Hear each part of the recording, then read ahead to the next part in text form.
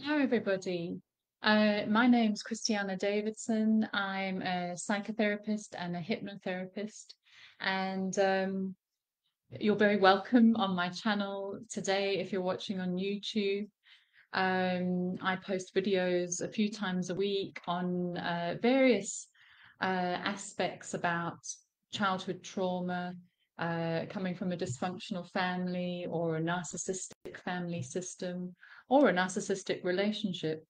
And it's my belief that this is rife in our society today, and that many people are in fact suffering the results of this type of abuse, and that we need to start making a change in this sort of global system that we even see in politics and business and all the rest of it. But we need to start with each of us taking responsibility for our own uh, the impact of trauma on ourselves, so that we can then stop the multi-generational transmission of these wounds.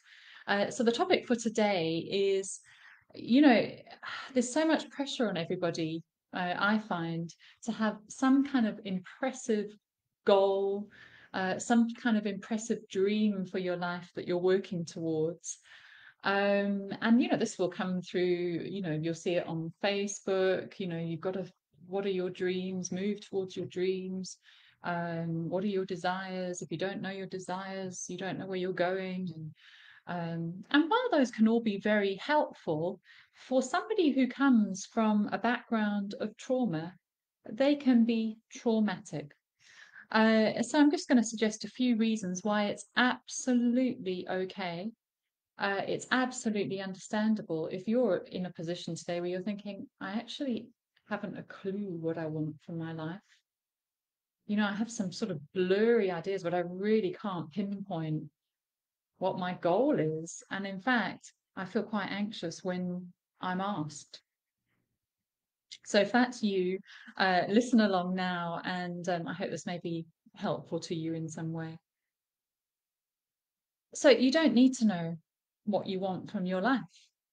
Many of my clients actually feel inadequate or feel like they should have some big plan that they just don't have. And the reason is because there is unhealed trauma. You see, it's very hard to connect with what you really want or who you really want to be when you are still stuck with deep unhealed trauma, because that is the number one thing that's asking for help. Um, Not so much the life purpose, although that is part of it. Now, usually, many of my clients don't know what they want because, coming from the background that they did, their particular family, their wants, their desires were merged at an early age with a parent's. And so now all they want to do is to merge with somebody else and to sort of disappear in their vision. That's their familiar. So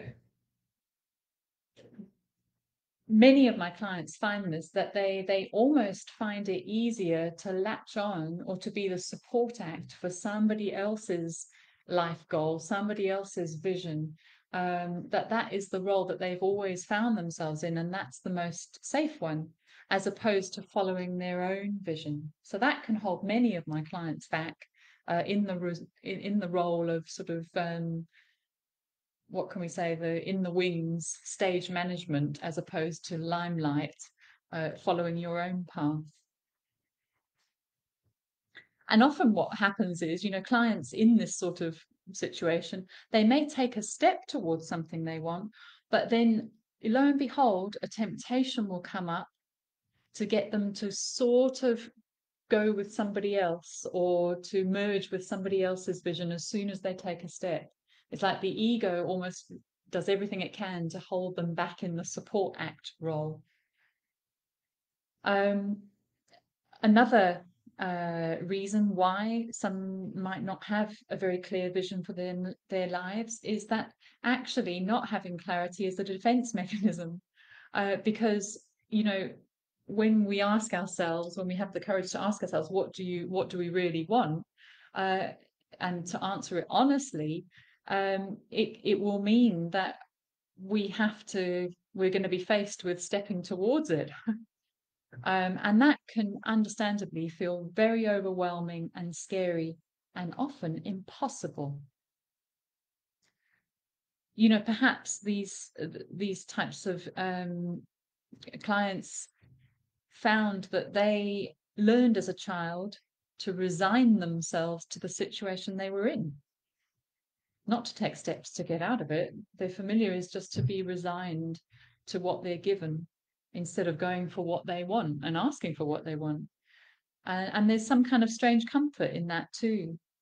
You know, another reason is that they may have been smothered by a parent. You know, a mother may have been highly smothering, doing everything for them, as a result, leaving them feeling de-skilled to cope with life themselves, often afraid of the world because of the parents' own fears. Um, And often, if you have a smothering parent, what happens is the parent will notice the skills or the natural abilities or talents in the child, but they will come in and almost snatch them from the child and somehow stamp themselves on those natural abilities and skills that could lead to a life purpose and make them somehow as if you go down that route to using those skills, you're actually fulfilling the desire of the parent.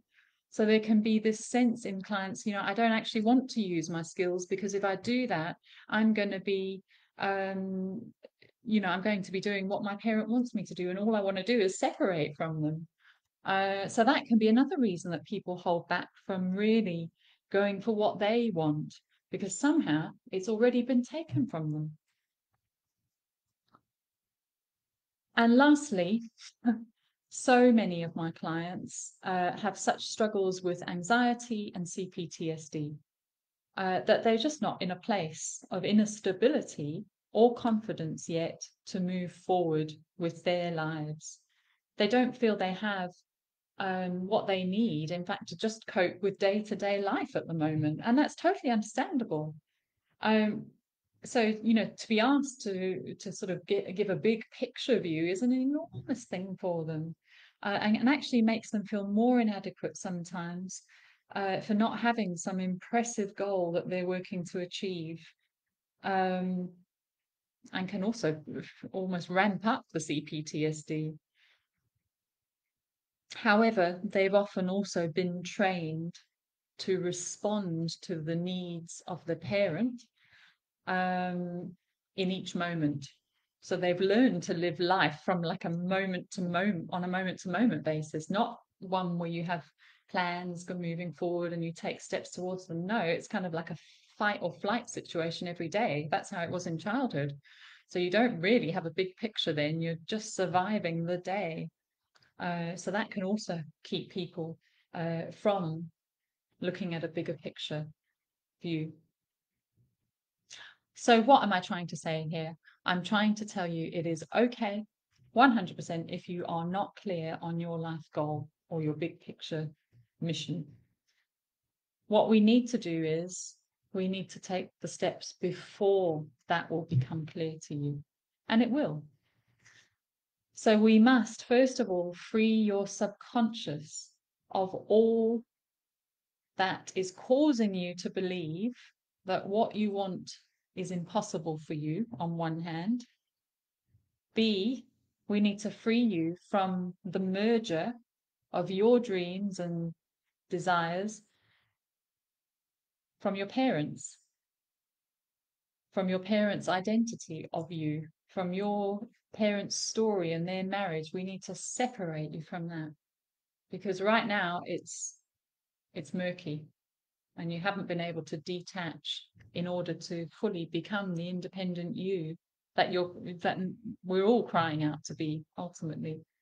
And C, we really need to give you the tools you need to feel confident that you can handle your life, you can handle triggers, you can handle difficult situations, that you can go, you have a practical means of being able to do that, that's beyond just sort of jumping up and down 10 times or deep breathing. They're helpful, those things, but I find we need a bit more than that. We need to be able to sort of link this and see what's being triggered from the past.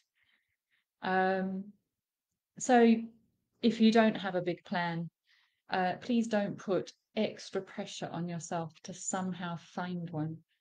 It just means you need a bit of extra support before that will become clear. And I guess the plan for now would be, to to find what you need to be at a place where you can start to allow yourself to dream, and where you'll start to have insights. And it's just the most wonderful thing, because it's a process of getting to know who you are. And that's the beauty of the work that I do with my clients, using hypnotherapy and psychotherapy to uncover more and more who they are beyond the system in which they grew up. So if you'd like to work with me, please book in. I'd be delighted to hear from you. I'll leave my link at the bottom and you can have a free consultation.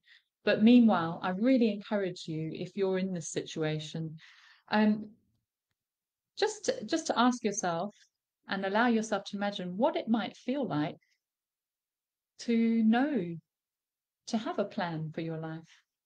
That can be the step one. How would I be if I did have a plan? And allow yourself to feel that. Um, thank you, everybody. I hope this was helpful. Please like, share, and subscribe. And I shall see you again for another YouTube. Thanks, everybody. Have a great day. Bye now.